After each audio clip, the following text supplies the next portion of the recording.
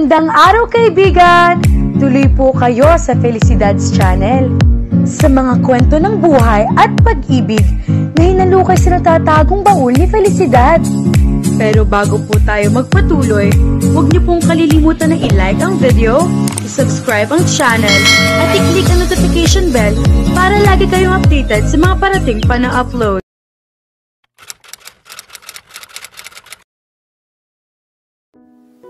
Parang pinipiga ang puso ni Ella habang pinapanood ang buong pamilya niya.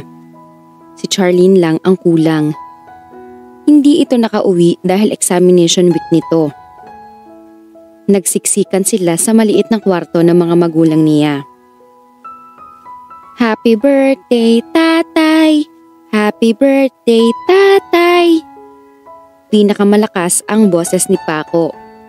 Palibhasa, bata pa ito, kaya hindi pa naiintindihan na malungkot ang araw na iyon. Mahinang-mahina na talaga ang katawan ng kanyang ama. Halos hindi na nito maimulat ang mga mata sa labis na panghihina. Pagkatapos nilang kumanta ay isa-isa silang lumapit sa nakaratay na ama. Malakas na pagbati ang tinanggap nito mula sa kanila. Lumuhod siya sa sahig sa gilid ng katre na hinihigaan ng ama. Happy birthday po, tay. Garalgal ang boses na bati niya rito. Magpagaling ho kayo. Mas maraming handa sa susunod na birthday nyo. Kahit na halatang hirap, pilit na idinilat nito ang mga mata nito. Salamat anak. Anito sa mahinang boses. Hiningal na ito at dinalahit ng ubo sa dalawang salitang sinabi nito. Nagkatinginan sila ng kanyang ina. Bakas ang awa sa mukha nito para sa asawa. Sige na mga anak, doon na muna kayo sa labas. Pagtataboy sa kanila ng kanyang ina nang hindi pa rin tumigil sa pag-ubo ang kanyang ama. Sunod-sunod na silang lumabas ng kwarto. Inilapag ni Jen sa mesa ang maliit na cake na binili niya sa panaderya bago siya umuwi. Walang nagtangkang magsalita sa kanila. Maliit lang naman ang bahay nila kaya dinig na dinig nila ang pag-ubo ng kanyang ama. Gusto na niyang takpan ang kanyang mga tainga para hindi niya marinig ang pag-ubo ng kanyang ama. Parang lalabas na ang baga nito sa tindi ng pag-ubo nito. Awang-awa siya rito dahil obvious ang matinding paghihirap nito. Tumahimik ang paligid dahil tumigil na rin sa wakas sa pag-ubo ang kanyang ama. Pero wala pang 5 minuto ang nakalilipas. Dinalahit na naman ito ng sunod-sunod. Tumayo siya nang hindi na niya matiis ang pakikinig sa tila walang katapusang pag-ubo ng ama. Lalabas na muna ako. Paalam niya sa mga kapatid. Bakit lalabas ka pa ate? Gutom na ako. Hindi pa ba tayo kakain? Tanong ni Paco. Hintayin na natin si nanay bago tayo kumain, Paco. Saway rito ni Jen. Tumuloy na siya sa paglabas. Umupo siya sa silyang kawayan sa tapat ng bahay nila. Ramdam niyang hindi na magtatagal ang kanyang ama. Kahit masakit sa dibdib, alam niyang kailangan niyang tanggapin kapag dumating ang araw na iyon. Matagal na rin naman itong nagdurusa. Hindi niya alam kung gaano katagal na siyang nakatulala lang doon nang lumapit sa kanya ang kanyang ina. Si tatay, usisa niya. Nakatulog na, sagot nito. Umupo ito sa tabi niya kaya napahinto siya sa balak na pagtayo. Akala niya ay sinusundo lang siya nito para pumasok sa loob. Parang hindi na magtatagal ang tatay mo, Ella. Anito sa basag na tinig. Tahimik niyang sinang-ayunan ang sinabi nito. Ni hindi niya magawang sawayin ito sa pag-iisip ng negatibong bagay. Paano ba naman kasi niya kokontrahin ang sinabi nito? Gayong nakikita na nila ang mga senyales na malapit na silang iwan ng kanyang ama. Hindi na ito makakain. Palagi na rin itong nakapikit na tila ba napapagod na ito sa simpleng pagdilat pa lang. Parang hindi ko kakayanin kapag nawala siya. Impit na humagulhol ang kanyang ina. Sa tagal na panahong nakaratay ang kanyang ama, noon lang niya nakitang umiyak ito. Ganoon ito katatag. Idol niya ito pagdating sa katapangan. Nanibago siya sa nakikitang panghihina ng loob nito ng mga sandaling iyon. Nakatakip ang dalawang kamay nito sa mukha habang umiiyak ito. Nagtaka siya kung paano nito napipigil ang pagkawala ng ingay ng iyak, gayong panay ang alog ng mga balikat nito. Patunay iyon ng matinding emosyon sa dibdib nito. Wala siyang maisip na salitang pwedeng sabihin para aluin ito, kaya mahigpit na lang niya itong niyakap. Saksi siya kung gaano nito kamahal ang kanyang ama. Ibinigay nito ang sarili sa pag-aalaga sa huli. Walang sawa nitong inalagaan ng asawa mula noong maratay ito. Ni minsan ay hindi niya ito nakitang nairita sa pag-aalaga sa kanilang padre de pamilya. Tila wala itong kapaguran. Masyado itong devoted bilang isang asawa. Uubrang ang patayuan ito ng monumento sa bayan sa sobrang dakila nito bilang isang asawa. Mahal na mahal ko ang tatay mo, Ella. Anito. Alam ko ho yun, Nay. Pero, pipigilin niyo ba ang pag-alis niya kahit na alam niyong hirap na siya? Lalo lang itong umiyak. Hinayaan niya ito sa tahimik nitong pag-iyak. Alam niyang makakatulong iyon para lumuwag ang dibdib nito kahit kaunti. Anong ginagawa mo rito, Ella? Itinigil ni Ella ang paglalagay ng mga seaweed sa mga cages ng maratangtang. Toka niya ang magpakain sa mga pinalalaking maratangtang. Wala ka bang mga mata, Diana? Hindi mo ba nakikitang nagpapakain ako ng mga alaga natin dito sa farm? Ang taray mo naman? Pakli nito. Napabuntong hininga na lang siya sa kakulitan ni Diana. Pagod na pagod ang pakiramdam niya kaya wala siya sa mood na makipag-usap dito. Sa halip na maging masaya silang mag-anak sa pagdiriwang ng kaarawan ng kanyang ama ng nagdaang araw, ay umiyak silang lahat. Pagkakita kasi ng mga kapatid niya sa namumugtong mga mata ng kanyang ina, nagsipag-iyakan din ang mga ito. Binaha ng luha ang birthday celebration ng kanyang ama. Sa halip na maging isang masayang okasyon, nagmistulang farewell party iyon. Nagtataka lang ako kung bakit pumasok ka ngayon. Sa pagkakaalam ko kasi, suspendido ka ng 1 linggo dahil hindi ka dumalo sa general orientation na ipinatawag ng bago nating general manager. Pagkarinig pa lang ni Ella na sa salitang suspendido, pabigla niyang nilingon si Diana. Certified chismosa ito, pero mas maraming totoo sa mga sinasabi nito. Sino ang nagsabi na suspendido raw ako? Kabadong tanong niya. Si Sir Rowell mismo. Sinabi niya yun nung nagsalita siya sa orientation. Ang sabi niya, lahat daw ng wala roon, suspendido raw ng 1 linggo. Nagpaalam naman ako kay MJ. Kung sa bagay, hindi ka nga siguro kasama sa mga suspendido. Mas mataas naman ang posisyon ni MJ kaysa kay Sir Rowell. Manager lang si Sir Rowell. Samantalang si MJ, jowa ng may-ari. May laman ang sinabi nito, pero pinili na lang niyang wag itong patulan. Napansin na niya na may inggit factor ito kay MJ dahil sa magandang kapalaran ng huli.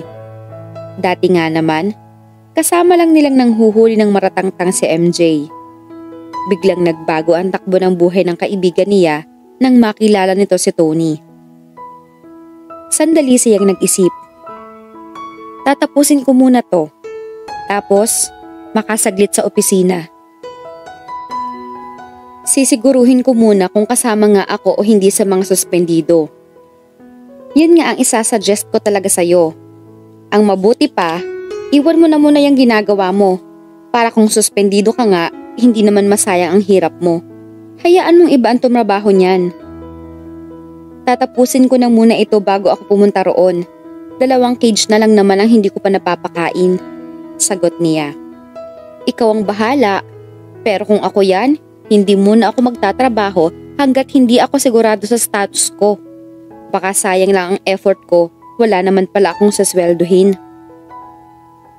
Tumahimik na lang siya at itinuloy ang ginagawa. Hindi siya sang-ayon sa suggestion nito. Malaking tulong sa kanila ang trabahong ibinigay sa kanila ng farm. Ano ba naman ang pagmalasakitan nila ang kabuhayang nagbigay sa kanila ng siguradong kita sa araw-araw? Nakahalata siguro si Diana, kaya lumayo na ito sa kanya. Tiwala siya na hindi siya kasama sa mga suspendido dahil alam niyang hindi siya pababayaan ni MJ. May basbas naman ito ang pag-uwi niya ng nagdaang araw. Saka lang siya pupunta sa opisina pagkatapos ng ginagawa niya. Bakit nandito ka? Nagtatakang tanong ni V nang pumasok siya sa loob. Bakit? Hindi mo ba alam na suspended ka? Umiling siya. Si MJ. Naka-leave. Kahapon pa siya lumuwas sa Manila dahil nasa ospital daw si Sir Tony. Sagot nito. Halos nahuhulaan na niya kung ano ang nangyari. Nasa opisina ba si Sir Rowell? Tanong niya. Oo. Kakausapin ko. Lakas loob na sabi niya. Susubukan niya magpaliwanag sa lalaki. Maiintindihan naman siguro nito na valid ang rason niya kaya siya umalis ng nakaraang araw. Kung hindi man siya maipagpaalam ni MJ, pwede pa naman siguro niyang habulin ang suspension niya. Katukin mo na lang.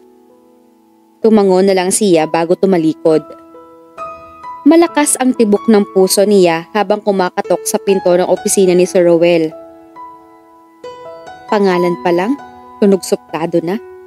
Sa loob-loob niya. Pinapalakas lang niya ang loob niya. Tensyonado siya sa nakatakdang paghaharap nila ng lalaki. Ang lakas ng personalidad nito at nai-intimidate siya. Noon lang siya nakaramdam ng ganoon sa isang lalaki kaya naninibago siya. Marami ang nagsasabi na malakas din ang personalidad niya kaya nga bihira siyang maligawan. Takot daw lumapit ang mga lalaki sa kanya dahil baka barahin lang niya. Pinihit niya ang doorknob nang marinig ang boses ni Rowell na nagsabing pumasok na raw siya. Bakit? Napahinto siya sa tangkang pagpasok. Iritable ang boses na bumungad sa kanya. Gusto ko lang kumpirmahin yung narinig ko kanina na suspendido raw ako, sir. Sagot niya. Totoo yun. Nainis siya sa kawalan ng simpatya sa boses nito. Bakit ho? Hindi ka umaten sa orientation? Nagpaalam ako kay MJ. Wala siyang nabanggit sa akin tungkol doon. Besides, kahit siguro ipinagpaalam ka niya sa akin, hindi pa rin kita papayagan. Narinig mo naman ang sinabi ko kahapon tungkol sa attendance sa orientation. Binaliwala mo lang ang warning ko. Kasi ho, sir, nasa HR na ang suspension order mo. Kung meron kang tanong, pwede kang... Pinutol niya ang sasabihin nito. Naiinis na siya sa kawalan nito ng konsiderasyon. Nabuo na agad ang impresyon niya kung anong klaseng manager ito sa ikalawang araw pa lang nito sa posisyon. Hindi niyo man lang ba itatanong kung bakit ako nag-half day kahapon? Sigurado akong meron kang ibibigay na dahilan. Pero sinabi ko na kahapon na hindi pwedeng lumiban sa orientation. Marami pa namang ibang araw para mag-half day ka, pero ipinilit mo pa rin kahapon kahit na sinabi ko na hindi pwede. Hindi ko naman ho pwedeng ipagpaliban sa ibang araw ang birthday ng tatay ko, sir. Pangangatwiran niya. Kumunot ang noon nito. Nag-half day ka dahil birthday lang ng tatay mo? Sa tingin mo, valid reason yon para suwayin ang utos ko na bawal mawala sa ibibigay kong orientation? Pero sir, I'm sorry. Pero tuloy ang suspension mo. Alam ko magkaibigan kayo ni MJ. Pero wag naman sanang lumakas ang loob mo na sumuway sa mga rules and regulations dito sa farm nang dahil doon. Daig pa niya ang sinampal dahil sa sinabi nito. Malinaw na iniisip nito na ginagamit niya ang pagiging magkaibigan nila ni MJ para sa sariling interes niya. Hindi ko kailanman ginamit ang pagiging magkaibigan namin ni MJ para sa pansariling kapakanan ko, Sir Roel. Ayoko na sana mga tuwiran patungkol sa pagkawala ko sa ibinigay niyong orientation kahapon. Pero birthday kasi ng tatay ko kahapon. Pero wag niyong nilalang lang ang rason ko dahil baka huling birthday na niya ngayon taon na ito. Ayaw niyang maging madrama pero hindi niya napigilan ang pagpiyok ng boses niya. Wala siyang narinig na kahit na anong pakikisimpatya mula kay Roel. Asa ka pa, Ella. Sorry ho uli, Sir Roel. Kung umabsent ako sa ibinigay niyong orientation kahapon. Sabi niya. Hindi na niya hinintay na mag-react pa ito. Tuloy-tuloy na siyang lumabas ng opisina. Hindi na niya pinansin ang pagtawag sa kanya ni V. Matagal nang nakatitig si Roel sa hawak niyang dokumento. Pero wala pa rin siyang maintindihan sa kahit na isang salitang nakasulat doon. His mind was wandering somewhere else. Okupado ang isip niya ng babaeng lumabas ng opisina niya. Hindi siya makapaniwala na ilang oras na ang nakalipas mula nang sugurin siya roon ni Ella. Ilang oras na ang nakalipas pero tila sumpa na nagkapagkit pa rin sa isip niya ang nangyari. Naiinis siya sa sarili niya dahil apektado siya. He was just being objective when he imposed that suspension. Gusto niyang ipakita sa mga tauhan nila na dapat na seryosohin ng mga ito ang trabaho dahil seryoso rin siyang boss. He could even hear her trembling voice when she said that this could be her father's last birthday. He could still see the pain that registered on her face when she said those words. Dinampot niya ang cellphone na nakapatong sa ibabaw ng mesa bago pa magbago ang isip niya. Sinagot ni MJ ang tawag niya sa ikatlong ring. Hello, Roel? Sabi nito. Bigla siyang nahiya nang marinig ang boses nito. Tila bagong gising ito. Magkasama ito at si Tony sa Maynila. Gumimik lang pala si Tony noong ipasundo nito si MJ sa chopper. Hindi totoong nasa ospital si Tony. Mansari lang pala ng mga ito at gustong makasama ni Tony ang nobya. It was so cheesy, he wanted to puke. Roel? Untag sa kanya ni MJ sa kabilang linya. Hi MJ, I'm sorry kung naistorbo kita. Okay lang, tungkol ba saan? Tumikhim siya bago sinagot ang tanong nito. Gusto niyang maging kaswal ang dating niya rito. Tungkol kay Ella? Naku, nakalimutan kong sabihin sa iyo, Roel. Umalis si Ella noong araw na magbibigay ka ng orientation. Birthday kasi ng tatay niya kaya kailangan niyang umuwi. Ano bang sakit ng tatay niya? Tanong niya. Pilit siyang nagpakakasyual. Ayaw niyang may ibang isipin si MJ sa pagtatanong niya. Ano bang iniisip mong iisipin ni MJ? But he could not even answer his own question. Decompression syndrome daw ang tawag doon. Na-paralyze ang katawan ng tatay niya dahil biglang umahon mula sa matagal na pagsisid sa ilalim ng dagat.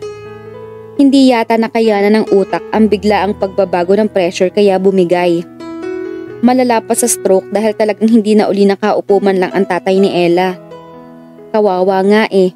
Matagal na ring bedridden yon kaya nga solong katawan ni Ella ang pagtatrabaho para sa pamilya nila. Sumingit ang guilt sa dibdib niya. Umapaw iyon kaya parang nanikip ang dibdib niya. Parang malala na ang lagay ng tatay ni Ella. Baka raw huling birthday na ngayong taon kaya ipinaghanda ni Ella kahit kaunti. Kaya nga pinilit ko siyang umuwi. Baka habang buhay pa niyang pagsisihan na hindi niya tinupad ang pangako niya sa tatay niya na maghahanda sila. Sagot nito. Pasensya ka na kung hindi ko nasabi sa iyo na pinayagan ko siya ha. Alam mo naman kasi tong kaibigan mo, sobra akong pinakaba. Gumigimik lang pala. Nalulo na yata niya ang sariling dila kaya hindi agad siya nakapagsalita. Besides, he could hear Tony's voice from the background. Nagpaalam na siya kay MJ bago pa siya tuluyang makaistorbo sa mga ito. Ilang minuto na niyang nai-off ang cellphone pero hindi pa rin siya makahuma. Ano ba ang gagawin niya kay Ella? Abangan ang susunod na kabanata.